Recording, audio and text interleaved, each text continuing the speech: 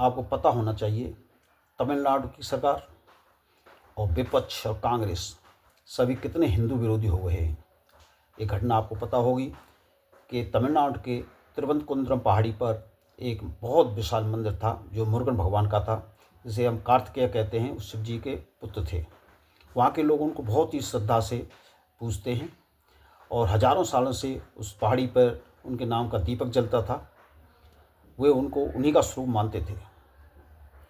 लेकिन 300-400 साल पहले एक सिकंदर बादशाह दरगाह का निर्माण हुआ मुगलों के द्वारा।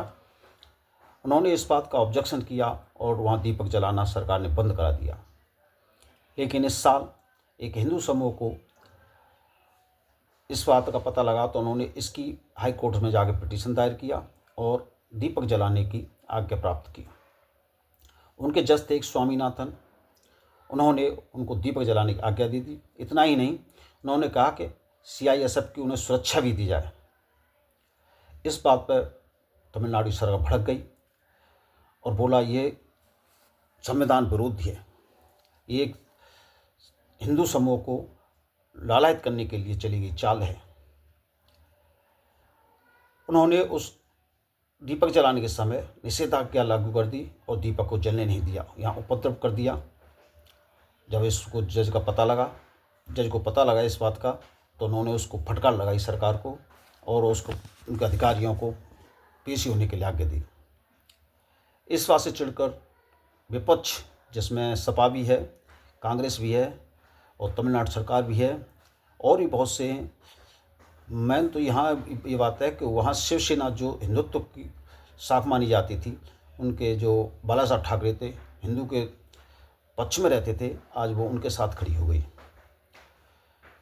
उन्होंने महाभियोग के लिए सरकार को पत्र लिख दिया, उसके विरुद्ध अब महाभियोग चलाया जाए।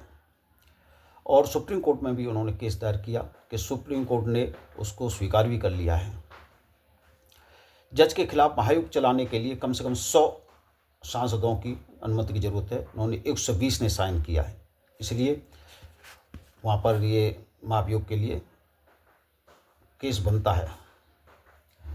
अब सोचने वाली बात है, कांग्रेस और विपक्ष इतना हिंदू विरोधी हो गया कि जो मंदिर हजारों सालों से वहाँ खड़ा हुआ है, उस पर हमेशा से दीपक जलता रहा है, आज उसको न जलाने के लिए सरकार विपक्ष में खड़ी हुई है।